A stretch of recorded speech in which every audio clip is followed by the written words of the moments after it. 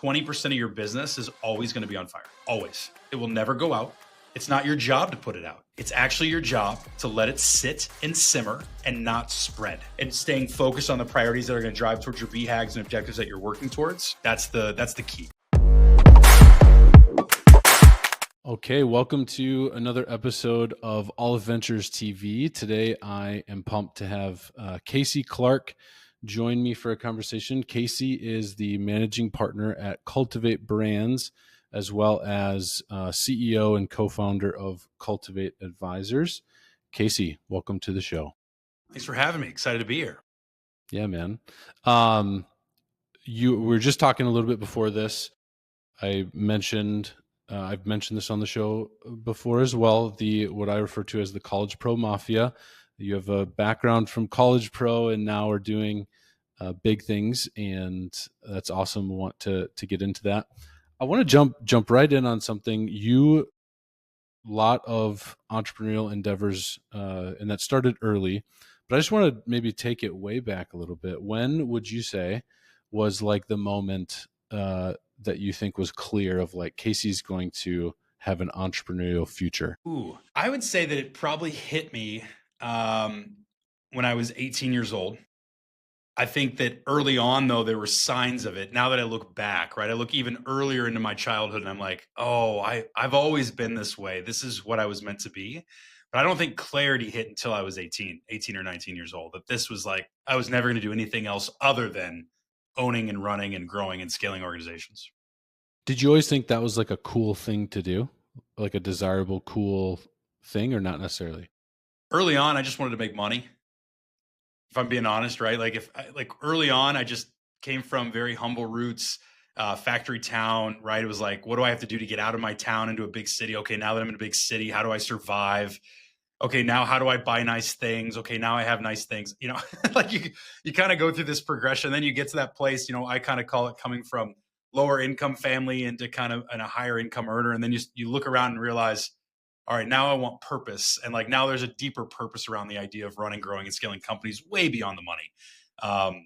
And that was definitely a long journey for me. And it's just a good lesson that you have to know where your motivation comes from and what you're in pursuit of. Because if your back's against the wall, your action will probably outweigh your motivation at all times.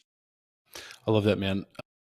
So maybe just even on that, and you know, why I wanted to have you on the show. You've done a lot of cool things and you've helped a lot of business owners, been a business owner, are a business owner yourself. So I think for our audience, you have a lot to offer. You know, getting to where things are now, you know, success. What would you say just for you are some things you had to overcome, you know, to make that happen? What comes to mind? You know, there's not just one thing. Yeah. But what comes to mind? I actually think if we're talking about like what led to some of the successes we've had and how have we grown some of our, I don't know what you call like my empire building. I don't know what to call it these days, but I think a lot of it came down to being able to get your ego in check. So I talk a lot about that. It's just like realizing you don't have to actually be the best. It's actually the team that you assemble has to be the best. That's what will actually drive an organization, especially as you get to those first couple $1 million, right, of revenue, and you're trying to figure out what's next. You know, the way I broke through a lot of those, and I've done that in multiple businesses, building multiple 8-figure organizations at this point.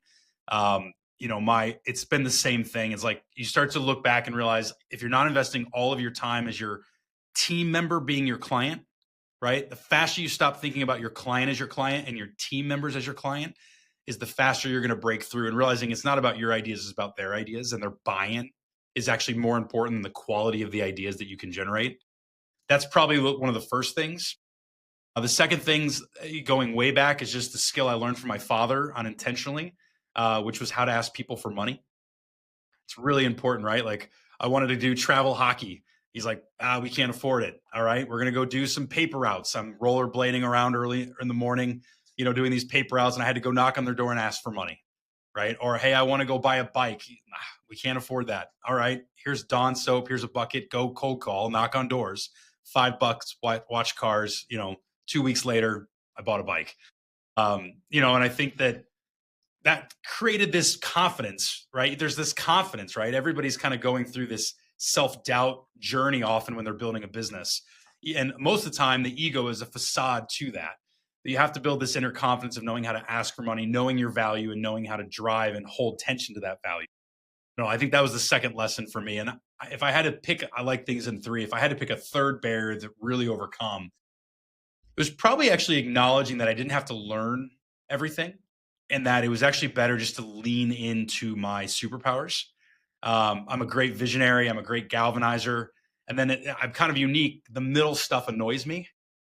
And then I'm unbelievable, like super tenacious. I will over detail orientation, get something all the way to that 100-yard line every time. So I'm best from 0 to 10 yards and then from 90 to 100 yards. Everything in between, I need an amazing team to do that on my behalf. And when I learned that and I figured out how to position myself, that's when things really just explode. Hmm. That's super interesting because I feel like there could be a trap, right? To have the skills to go 90 to 100 can make you think that you are also the right person to go from 10 to 90. How do Of you course. differentiate those two things? Like how do you feel out when you're at your 10-yard line and it's time to hold off and wait? And The moment I think I can have somebody do something 80% as good as me, I'm out. That's my trigger. It's that easy. yeah, try to Literally. Yeah, go ahead. identify whatever the thing is. It's like, okay, you process it out 0 to 100, or rank it. So what's the certification of this, whatever the case may be, if I can get 80%. We all think that what we do is better than everybody else's. Right? It's just like human nature a bit. And so I think, half the time these people can probably do it 200 times better than I can. But it's just, I think there's this component you have to come from where you're thinking through this lens of, hey, what would happen, right? If I went and invested in something else, now that we've figured out enough to make this successful, now we need to, create a rinse, lather, repeat, approach, document the SOPs, put together infrastructure. Now we got to get more people doing that.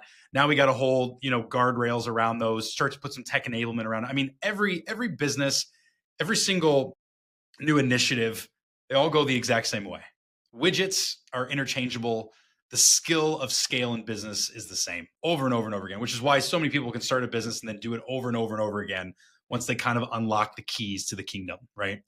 And so for me, I think the trigger of that is acknowledging that my job is to actually be almost like a change management behavioral specialist. Like it's like I talk a lot about that, right? My ability to go, I have to go be innovative and teach myself how to get comfortable changing my world. And I say every time, like, my world is never the same every 3 months. If I'm doing my job right, if I want to keep growing at the speed that we've been able to grow at, it's only going to maintain if my world feels completely different every 3 months. So it's always the investment for the future, never the lagging result. That's great. I love that. I think there is something really freeing if you gain perspective of what's a feature versus a bug, of a given journey or experience or whatnot. And it's like, it can really be an unlock whenever it's like things that you've just emotionally been dealing with as if they were bugs, realizing, no, that's a feature. It can help you get clarity to like get on a different journey that has the features that you want, or it can just kind of emotionally straighten you out. And now your energy's aligned. It's like, all right, great. Yeah, this is supposed to happen. I like that of growth should just kind of this, all right, 3 months, it should feel different. 3 months, it should feel different. I think that's great. Which means your job is to remove roles from you and then take on new roles if you're the leader of the pack, right? Every 3 months. And then teach your leaders how to do that same thing. And then that's how you start to create this crazy, spiral effect of growth. I think on the other side, if you or flip that range for a moment, right? That 90 to 100 is very dangerous. That's usually where your project managers, detail orientated people that are really big operators and doers live. So it's unique to be a visionary and that, right? There is a unique combination of that for myself. I've learned over the years. But the piece that helped me the most with the other side of the spectrum was that acknowledging that 20% of your business is always going to be on fire. Always. It will never go out. It's not your job to put it out. It's actually your job to let it sit and simmer and not spread. That's your job. and to make sure it's on things that are on fire that you can deal with, right? Probably don't want to let, quality control light on fire. Like, like there's a few things that you don't want to let those become the priorities that light on fire, but getting comfortable with chaos and getting comfortable that 20% is on fire and staying focused on the priorities that are going to drive towards your BHAGs and objectives that you're working towards. That's the key. Love it. Let's talk. I want to share a little bit of your background in the painting industry. So maybe give just a kind of a quick run through of your journey there, and you're still in it. But then what that kind of gave birth to paint a picture of what your current world looks like with, Cultivate brands and Cultivate advisors. Yeah, happy to. So look, I never painted a thing until I ran into College Pro, what you're calling the College Pro Mafia. I like that. So we, as an 18-year-old, I had ran a landscaping business in high school. It's one of the ways I got some money to kind of get myself up to Chicago out of a small factory town in central Illinois. So I had hung door hangers, I had put up signs, I had knocked on people's doors to, mow their lawns, convinced my friends to steal lawnmowers. So I knew a little bit about the trades, but not steal lawnmowers from the random, steal lawnmowers from their fathers. I gotta finish that sentence. But they come out, do the lawn mowing. And so as 18-year-old, I got tapped on the shoulder by this college pro, said, "Hey, you want to buy a franchise?" Essentially it was like, "Hey, can you go in a bunch of debt and build this area for us over a summer?" Pretty unlikely. I talk about this a lot. I know I learned so much from the college pro experience. Everybody talks about that, but I also like to acknowledge like that model was insane and doesn't make any sense. Like I also just like to acknowledge, like if you were to put that on paper for me now and go, "Do you want to invest in this?" I'd be like, "Absolutely not." Not because of the painting industry, great industry, but because of the model of first-time students hiring with like only 5% retention year over year of painters and climbing ladders half hungover on a self-insured model. All of it makes no sense. I just like to get that out there in the open. And also so fortunate I got to go through that experience, to go through something so hard of a gauntlet that it wasn't meant to work, which is why the people who did make it work have gone off and done some amazing things. I just like to showcase that. But for me, yeah, I didn't start as a painter. I went straight to franchise ownership. I love to tell the story. My first year, I was like the lowest performer, through the halfway part of the year, kicked it into gear, went on a crazy mission, kind of became one of the top performers for the rookies, first year franchisees in the district I was in, but I made no money, none. I mean, I literally made nothing. I just, no profits, terrible. I had to work for less than like 50 cents an hour, zero exaggeration in terms of how much time, dedication, and work I put in this thing. Year two, I came back to run my franchise, and we built up a decent sized run. I was all about quality and profits, and I made a ton of money that year, and I didn't work at all. It was just the tale of two different businesses, exactly. And I think that learning or that experience really shaped my eyes to like the intentionality matters, and where you're headed in the strategy matters. You don't just consume and do more to do more. You have to have a very intense purpose or direction you're taking for that. Year three, I kind of put it together, all the hard work, crazy outputs, while also mixed with quality, and ended up running, one of the largest franchises at the time that the US markets had seen inside of this market. So that earned me the chance to go off and kind of lead and coach other franchisees off the ground. Eventually became the vice president of Midwest, and, drove that for a while. About 100 franchises, 600 employees at that point. And then I kind of got the bug, and I was like, you know what? I want to get into my own business that I can build. And I was obsessed in franchising this painting world of what could this look like if I went into multiple industries, would it be the same? And could I leave the student market and move this out and build a community of entrepreneurs where we didn't have to have the same brand, the same industry? I was really excited about learning all the different industries, how the business world worked. And my biggest lesson through that process, if I'm being honest, was that it was all the same shit. Like that's really what I learned. A widget's a widget, right? And it's how do you run, how do you have skills of conflict? How do you have great meeting management skills? How do you build a performa? All the things you have to learn to be able to run a business, a dedicated sales process, et cetera, integrated marketing. So for me, I went down this journey, and, as this was happening and I was starting to build a consultancy firm, I realized that my father, my mother didn't put a lot of money away for retirement. My father was a factory worker. My mother was a church secretary. And I realized that retirement was going to be me. They were going to be my dependents very soon when retirement hit. And I convinced my dad to start a small painting company since I had left College Pro. And I said, let's go start something. I'll help you get it off the ground. You can run this thing. And we did for a couple of years. It really got moving, got a lot of energy into it. And unfortunately, my father passed away. And it's a good reminder for those listening that you may not think about selling your business, or you may not think about, coming down the path of why you should have your business be exit ready at all times. You can't control if something terrible happens, like it did for my father. And luckily, we had built it really well. We were able to have it sold in about 3 months. I still sit on the board of that company, and that painting organization is an 8-figure plus organization now with unbelievable margins. And it's done out of the smallest factory towns that make no sense that they're doing that much revenue in that small of a market. And it's been an absolute blast to still be a part of that and see that success, more of a legacy for my father. So anyway, that's kind of my painting background. As far as it pertains to, my world now, I own a holdings company of professional service firms. That's what Cultivate Brands is. We've got Cultivate Advisors, which is what I founded. It's one-to-one advisory, working through exit planning, helping them really build out a dedicated process to remove dependency from the owner. How does the owner get out of the business and actually lead through a team to create faster scale and, most importantly, make the company worth the most amount possible? And what just the stats that blew my mind, and this is the entire market. I should look up the painting specific market and send you a note back of what it is, because I do have some data that I can present. But right now, 30% of businesses that go on the open market actually sell. 30%, that's it. And only 10% of those will validate that they got the dollar amount they thought they would get when they went to sell, which means 3% of companies that go on the market sell at a value they expected. Yeah. For all of us that have bought homes, right? Think about having a market like that. What that tells you is starting, running, and growing a business is a crazy endeavor. The data is so against you. So if you think you're going to go at this alone versus not having somebody come along you that's done it before, right? At Cultivate, all of our advisors, is one of the things I love about Aleph. You guys share in this same kind of strategy, right? All of our advisors, when we're advising, we've all ran businesses, we've all grown, sold, exited organizations. You guys all have the experience in the industry. You all know how to grow and scale these organizations for a profitable endeavor. I think that's so important, because going alongside somebody, that's why we built Cultivate. We've acquired a few other firms, grown them, immensely through the network. We've got an outsourced accounting group called Breakwater Accounting. They're fantastic.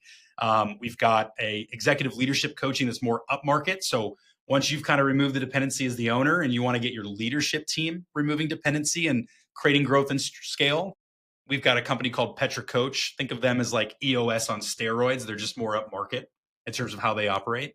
And we also have a software that manages meetings, it manages all your initiatives and strategy, all your goal orientation in pursuit of enterprise value for each company to track. So I've got my hands in a lot of things, but I've got brand leaders over each brand. So most of my world now is advising these companies through additional growth and strategies. We continue to work towards a world made better for entrepreneurs. That's kind of what the purpose is of all of our brands. I love that. On that stat that you gave, that's across all industry, right? For small businesses. So that's all industries. If 30% is industry wide, I don't think any of us are convincing ourselves that painting is on the the over of that. And then if 3% is kind of like the net, right? Again, painting is going to be in the lower end of that. So it's pretty eye opening. And yeah, I mean, that makes sense. And then give me an idea of roughly, not looking for anything precise here, but just to get a feel of the mix of industry that you guys touch. Like what are a lot of the industries that you guys are involved in? Yeah, our portfolio across our professional service, brand is well over 1,000 companies. It might even be closer to 2,000 at this point. But the companies themselves, we see a lot of professional service firms. We see a lot of home service, a lot of commercial service. We'll dabble a little bit of e-commerce, a little CPG. So that's like when you see stuff retail sitting on shelves, that's what CPG is often, or they're driving some type of campaign to their site. We're not as much in tech. We're not as much in some of these other areas where it's like the product is what sells, not the actual service side, because it's very different when you choose these two types of businesses. One business is a unbelievable product that's very easy to maintain, and you're going to have very low end spend on labor. right? The people is the easy side. On a service side, the product, you need it to be good, but you only can deliver the product with people behind it. And so you need to have higher skills inside of your team. And those are much harder to scale, right? The home services, professional services, those businesses are much harder to scale because you're dependent on people. And that's what makes it so tough. Let's be honest, you can be a great entrepreneur, but if you're not an amazing leader, you're going to really struggle to grow and scale a service firm. So for that reason, we find over 70 to 80% of the industries we service are in the service-based industries. Yeah, that's great. And this is a perspective I wanted to tap into with you. Just spending a lot of time in the painting industry and now being, deeply exposed into these other industries, that at the same time there's a lot that rhymes, so to speak, across these industries. But what would you say the painting industry just needs to learn compared to other industries? That's a good question. I think if I had to distill it down to just a couple things, what comes to mind right out of the gates is, and I know everybody talks about this, but there are so many things wrong with the painting industry that are completely controllable by the owner of the painting industry. And that bothers me, right? Like you look at bookkeeping world or you look at a professional service, there's so many constraints coming around AI and like other outside factors. AI is not going to come paint your house, right? And so like there's going to need to be a service out there that is going to have to deliver for quite some time, right? There's a lot of protection in this industry. Often what happens is like people have too low of close rates, or sorry, they have really high close rates if they just show up, like the professionalism that doesn't exist, right? Or the owner feeling like they're the only ones that can be the estimator. That drives me nuts. I'm like, do you know how much money you're leaving on the table when you're the salesperson? Like, if you're an owner and you're listening to this, especially if you're over 3 million and you're still selling, please stop. For the love of God, just stop it. Like, go take all that time go spend 1 month of the time you would spend selling and just convert that to finding and training a salesperson and watch what happens. Like, just trade. Honestly, if you just listen to this, I just made you millions of dollars, by the way, if you go do that, because it's that simple. So I think it's, a lot of owners go into the industry of painting because they learn the skill of painting and trades. Very rarely does someone come into the industry and go, I'm a great business owner. I'm a great leader. I know I'll run a painting company. Very rarely does that happen. So the industry needs a glow up, essentially, right? They need a glow up of acknowledging that there's this whole other level you can go to of how you operate. And so to me, I think that dependency on the owner is the number one thing that I see that this industry needs, because it's such a fractionalized space. As you know the data, right? Almost all the companies are below $1 million of revenue.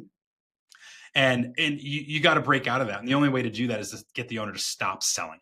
So that would be like the biggest one, honestly, that I see that has to change in terms of how the businesses are ran. Yeah.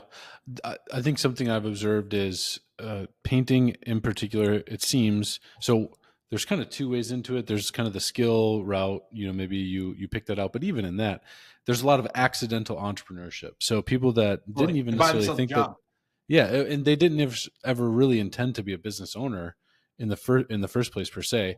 And because they started solo, because they started having to do everything, that just kind of gets you in a mindset of, all right, if it's going to get to the next level, I got to be the one to get it to the next level. And so I think that's really, really good.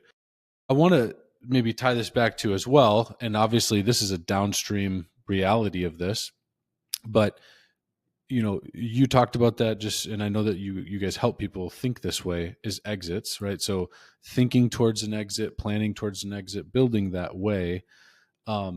Maybe even same question, but like, what do painting business owners need to, think about, change, glow up into on the topic of exiting their business? Well, I think they've got to first pick a number, to be honest with you. Like, I actually think the first thing you have to do is just pick what is the number you want to earn from this asset. What do you need for retirement, and at what timeline do you need it at? And for some listening, it might be 5 years, 2 years. For others, it might be 20 years. I don't care when it is, but figure out what that is and let's work that backwards, just so you even know what it would mean to get to that place. I think there's just I always think about anything that you're going to get somebody to make a change in, right? It's awareness, consideration, decision. First, I become aware of something. Now I have to consider it. And then I finally make a decision. You don't want to run your business where it's exit ready at all times, and you don't want to enjoy the fruits of your labor and have a sustainable organization that's going to pay your retirement. I can't help you. Like, that's a choice you have to make. But at least become aware of what it would take to achieve that and what you might want, and give yourself permission to think for yourself. Entrepreneurs, especially accidental entrepreneurs, I liked how you worded that. Accidental entrepreneurs, they're trying to make everybody else happy. They're out making the clients happy. They're out making their staff happy. Everybody's winning except for them. That's usually the experience that I see, especially in the service industry, even more so in painting, where there wasn't a big barrier of entry to get in. So I think if you're going to tie that back and go, why think about running a business for an exit, right? I'll use a residential, kind of real estate market as an example again. For anybody who's listening in, if you've sold a home before, right? You know that what you do is you get the honey-do list done, right? You like clean up everything, you get all the stuff out of the way, you make it look nice and neat, and then you sit down with your significant other and you look at each other and go, why the hell did we not live in our house this way? Like, why did we wait to do this, to list it so somebody else can enjoy it? Well, it's the same thing when you run a business. Like, everybody, like when they're ready to sell, they try to get it all done in 2 months, leave a ton of money on the table, by the way. And then they didn't even get to enjoy it along the way. They just worked their ass off and lost a ton of time in their life when they could have ran this business a very different way. And so I think I'm talking more mindset, because that's probably all we have the time for today. But I think there's a lot of tactics to go into it. But I just, if I could convince even just one person listening, right, to like, just go work with a financial advisor, figure out what you're going to want for the type of life you want by what age. Work it backwards into what type of liquidity are you going to need to make that a reality? And now build a plan. Cool. Come over and check out Cultivate. We'll help you do that. Talk to Aleph. They'll start to slow down and take a look at what it looks like. We both come at it in very different ways, from a partnership model versus advisory model. I just think at the end of the day, pick the damn number. So that way we at least have the goal and the target. And then what I find is you start focusing on it, you start to learn about it, you start to understand the levers you want to pull. Before you know it, you're running your business that way in pursuit of an exit, and it'll change your life. Yeah, I think I totally resonate with that. And this is something that I lead the discovery, due diligence process that we go through in determining partnerships here at Aleph. And this is one of the promises that I give to folks is, I don't know if at the end of this, you're going to want to be a partner with Aleph, or Aleph's going to want to be a partner with you. But what I can promise you is that you will be more aware, right? You'll be more aware of what your business is and isn't, where things are at. And I just think whether it's with Aleph, an advisor, like whatever, taking that step, so many people just don't do that. And it's kind of and I don't know if this is like an industry thing, but maybe it's like, at the conferences now, it's like everybody wants to puff their chest and say what their revenue is, but that's kind of where the discussion stops oftentimes. And it's like, okay, but what's your plan? Like, what's your, like, why are you doing it? What's your exit? Where is this going? Doing something to create more awareness. The most important metric that should be your North Star of any organization, but it's absolutely in this painting industry, should be enterprise value. What is the current value of the organization? Because it takes into account revenue, it takes into account margins and profits, it takes into account the health of the business, and in terms of what would be diligenced against, and it takes into account the owner's dependency and livelihood.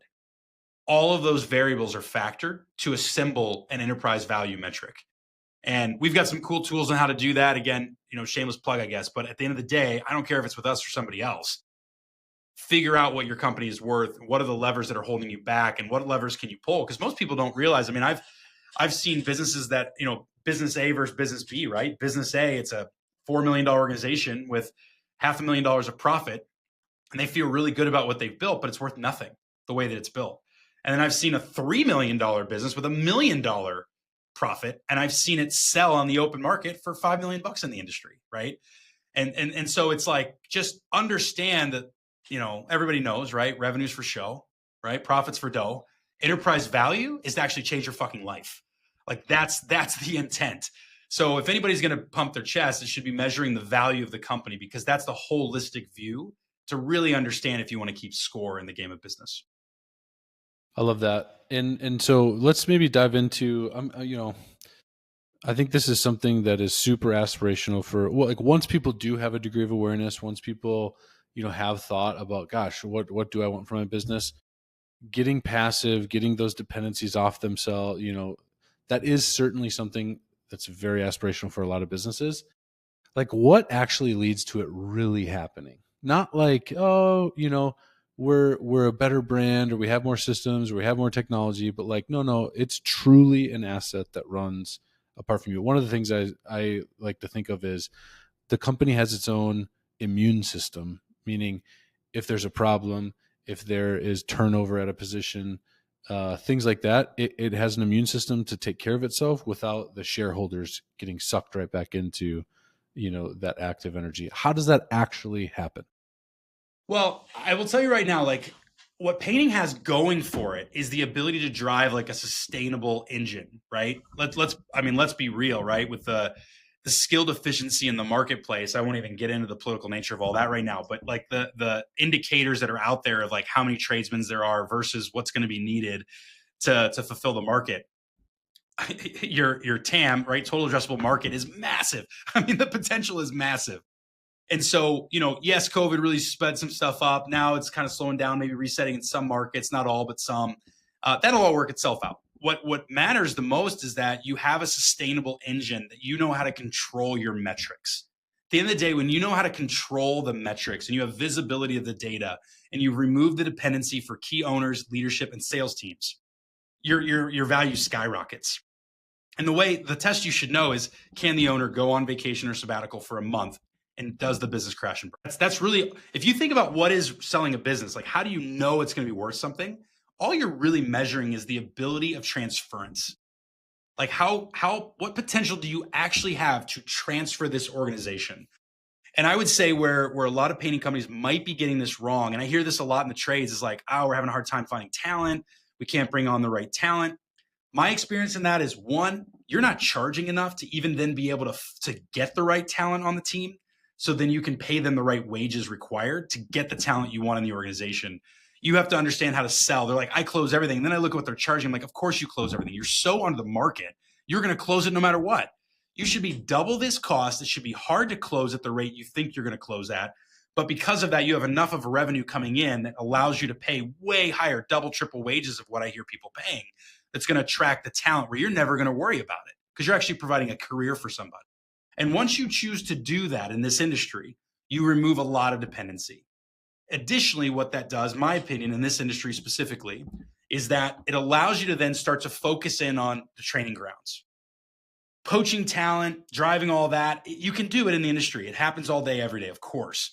But the best way is when you start to build the training grounds where you can build sustainable painters into your world, or have partners with different trade schools that are pulling people into your world constantly. You've now solved a capacity engine. Once your sales capacity and your sales engine and your capacity engine match each other like a teeter totter and they're in balance, you're worth the most amount of money. Yeah, this is something I in Minnesota, our flagship business, Paris Painting, Minnesota based, highly exterior. We do a Yep. lot of subcontracting, Yep. different tactics, same principles. But one of the things we talk about is like, the same way where you got to think about, I got to build my sales and marketing engine.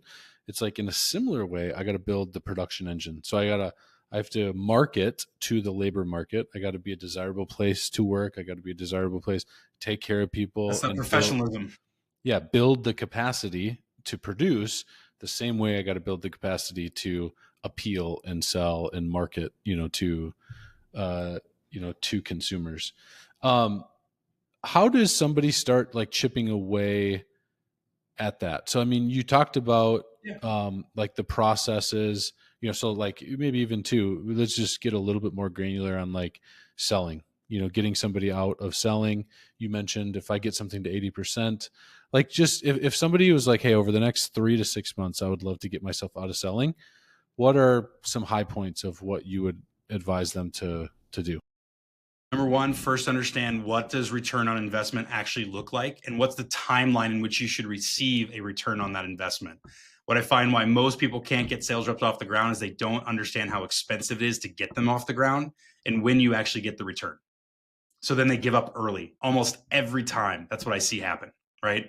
Or they try to structure the role where it's all commission based or very low upfront pay. So they just get crap talent in the door that you're teaching sales for the first time. You literally should go hire somebody better than you at sales. You shouldn't have to teach them sales. You might have to teach them about the industry, but you shouldn't have to teach them about sales, right? And so to me, the first step is actually measuring and running the analysis on ROI to get the right comp plan, get the right training program in place, and be prepared to be along for the journey of what that takes, including success metrics of when you fire and rehire if they're not on track to ramp up. I'm not just saying keep people for charity. I'm saying you need to bring them in with all of that intentionality established. That's number one. Number two is then you need to immediately realize that for the next 90 days, 60, 90 days, whatever it is, you're not allowed to go on an estimate unless they're with you. It's literally that level of intensity. It's like your only job is to train them now, not close deals. That's their job, right? And before you know it, you lift your head up and they'll know how to go close the deals for you, and you won't be needed again. And then you'll cause another problem because then they won't set the same expectations as you did. They won't know how to look at the job the exact same way you did. And guess what? Now you got to figure out a communication bridge between sales and operations. So now you're going to move. Now you got to go get involved between that bridge and bring those systems in. And then you get to the next level of production. Now you got to figure out how to sustain that much capacity. And once you get that fixed, you're going to go hire the second sales rep, right? And you're going to do it again. And then you're going to go back and you're going to hire the third sales rep. And then you're going to get to three sales reps in a big production. Then you're going to finally be able to lift your head up and go, I need to hire an operation manager that oversees all of this. And now you've worked yourself out of the business. You get to be a visionary or just not work that hard and sit back and enjoy your profits. Love it. Let's talk about maybe some trends. I'd be curious to pick your mind on this. One of the benefits maybe of just both leading different industries and services and then obviously touching them through servicing them. Any trends that kind of come to mind? Again, maybe thinking that like painting is a little behind, it lags a little bit. Are there any trends that you're seeing in some more sophisticated trade industries, service industries that you do think painting owners are wise to consider or prepare for? Yeah, I mean, I will tell you, like you're seeing like customer service and like your schedulers becoming AI based very quickly, right? Like when a lead calls in from any of your tactics, like having an AI agent that's sitting there having a conversation, asking all the right questions and loading in your CRM automatically. If you don't know that the top 2% of painting companies, they are already doing that and they are exploding. They're increasing margin while also having a way better experience. So that's coming. If you're not ready for that, that will be, I assume, within 18 months, the standard. That's my assumption of where that's going in the painting industry. So that's a big trend that we're seeing. We see that in a lot of like landscaping already. We're seeing that in some other industries that are more simple, light, commercial level work. I would say another trend that I'm just thinking about is, and this is for the better, and I'm sure you guys are all aware of this that are listening in, but you are seeing a more intent focus of making money out of high school faster and moving into the trade schools quicker. And so, again, anybody in the home service space, commercial service space, in this painting industry that's not connecting with their local trade schools nearby, you are crazy. Like you are nuts. That's where the best talent is going to come from over the next 5 years. There is a massive push, massive amounts of money going into that, more and more and more. And that is great news for the painting industry. But if you don't pay attention to it and establish those relationships and partnerships, your competitors in your market will, and then you will struggle on the talent side. So just something to be in front of. I think the third and final one that hits me when you ask that question, as I was just trying to give it some thought, is I really think that a lot of these, especially on the home service side, you have to acknowledge what's changed in the marketplace. Customers expect a price instantly. You look at food delivery, like you just look at speed of information. I don't think the painting industry is caught up to that of what's expected, right? They expect you when you go out and estimate a house that the number is in their inbox in less than an hour. right? At worst case. In fact, most expect for you just to be able to tell me your square footage of rooms and just tell me the price point within a range of a couple $100s. Especially if I have, come home early from work, or I've made time to have this appointment instead of just you emailing it to me in the first place, or something, Yes. Yeah. So I think the kitchen table sale has changed immensely in the last decade. Immensely, right? Like they still want to trust you. They want to know there's buy-in, that you have competency and all this, but speed is going to matter more than anything. So again, who's going to get hurt by this? Really small painting companies. If you're below $1 million, you're going to see a lot of consolidation. You're going to see a lot of departure from this because speed, you won't be able to keep up. And right now, you probably have another 5 to 6 years of where you're on the right side of supply and demand. But I'm telling you, there's a high probability in the next 5 to 6 years, you're going to see a swing, because the reality is all those coders, all those developers that went to school, they're gone. They're totally replaced. They're going to be looking for other jobs where they can make good money. And the reality is you can make more money right this minute painting than you can coding. You would have never saw that coming 10 years ago. Crazy. It's here. So if you don't respect that and appreciate that, you could easily get left behind. Yeah. Want to circle back. You mentioned the kind of AI receptionist and things like that. Just maybe on that front, like AI, I'm personally a little bit of the opinion of like, I really try not to get caught up in the hype of kind of the existential hype. I think this Smart. is a tool. This is a great tool. It's also, it's not God, blah, blah, blah. Just practically, what are you seeing? What are some other things, like just good use cases, maybe in the last month, even like things that like either you personally are, executing using AI, or you're seeing it implemented in a business that you're like, that's clever, good use for it. Idea generation, so like brainstorming, idea generation, administrative duties, as well as like building your own agent. So I'll talk about those three here real quick. Like that's the most common that we're seeing that's really moving. So as you think about like building an AI agent, right? Right now it's a hot thing of like, oh, look, I asked this question to ChatGPT and it told me answers, right? Like that's not the future of AI. The future of AI is like you're actually going to take your company, you're going to put all the resources into one centralized location, put it within an agent, and it's going to become the question. So no one should ever need to come ask you as the owner a question ever again, because you have your own what's called like ChatGPT of your company, and it's only filtering and searching everything within your company. That's it, and it becomes essentially your communication tool, right? So like more and more business owners are building their own agents for their teams to be able to come and ask questions and like drive through. And all questions are being answered through AI to be captured on that. So that's a really cool way that you're seeing some traction. Another thing that I'm seeing on AI quite a bit right now, and a lot of people are doing this, is like on the administrative. Now, my favorite is Gemini because I'm a big Google fan. It's not the best for like outbound searching, but it's the best so far that I've learned of like searching your Google Drive and the way you talk and all your emails and reading all your emails to know your how you talk. If you are writing an email more than one sentence today, you are going to get surpassed, right? It's like, I'll give you the example, paper calendars. And, I worked very closely with one of the people on your team. And I told him for years, I will never get rid of my paper calendar, and, looking back 15 years ago now, it's like funny, right? When I think about it, but the reality is our speed of meetings and follow through, it 4x'd from a paper calendar to a virtual calendar, right? This is going to be a 10x in terms of speed of communication and how fast you need to get administrative things done. If you cannot get an email written concisely without any grammatical errors that answers the question and gives very clear options in less than 15 to 25 seconds, you will be left behind. No different than if somebody couldn't type 25 to 30 words at a minimum per minute, they couldn't get hired as a secretary. That's coming.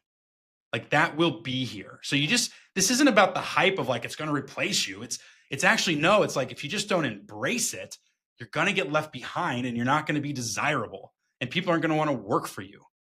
Like that's the reality that you're going to face. And you're going to have a harder time getting clients because they're going to become attuned or accustomed to a speed. And that's why you have to pay attention to some of those different AI elements that exist. The third and final one is cash flow forecasting is what I would share. Like, I think anybody who's not using AI to drive scenario planning around their financials and getting data visualizations in their business very, very quickly is really missing an opportunity. Yeah. I think that's wonderful, especially painting, cash flow business. It's everything, right? And that's can leave some owners behind. I saw a painting company that has essentially all their receipts loaded into an AI agent with job names and all that, and like they AI is kicking out automatically all of the gross margins and all their job cost card summaries, and like all that bit is all happening automatically. And it took them like a week to build it. That's where we're going. Do you know what platform they used? It's completely built internally for themselves. Okay, sure. Yep. Yeah, kind of the build your own internal LLM or equivalent, essentially. Yeah, for now. I mean, look, you've got some big, I'm not going to name any specific softwares because I've got different relationships with a lot of them and I don't want to show favoritism, but the groups out there are working on bringing it in. So as long as you're on like what I'll call a tier A level software, they'll probably help you keep up with AI in some capacity when it comes to data visualization and different elements that are going to be important to you to keep up in the landscape of businesses from day to day. Yeah, totally. And there's lots going on within Aleph, Wology. We have our software, and that's a big part of the development plan over the next 12 months. So love it. It's coming. Man, this was awesome. I really appreciate the time, the insights. Yeah, thanks for having me. Kind of a wide ranging conversation. Have to have you on in the future, maybe drill down on a particular topic. But if somebody wants to get in touch with you, if somebody wants to get in touch with Cultivate Advisors, where can they go? Yeah, check out cultivateadvisors.com. It's a great place to start. You can learn a little bit more about us. And if you want to get in touch with me, just find me on LinkedIn. Just search Casey Clark. It'll come up. You'll find me. And welcome to help any way I possibly can. Casey, thank you so much. Appreciate the time, brother. Thanks, Hogan. Great, man.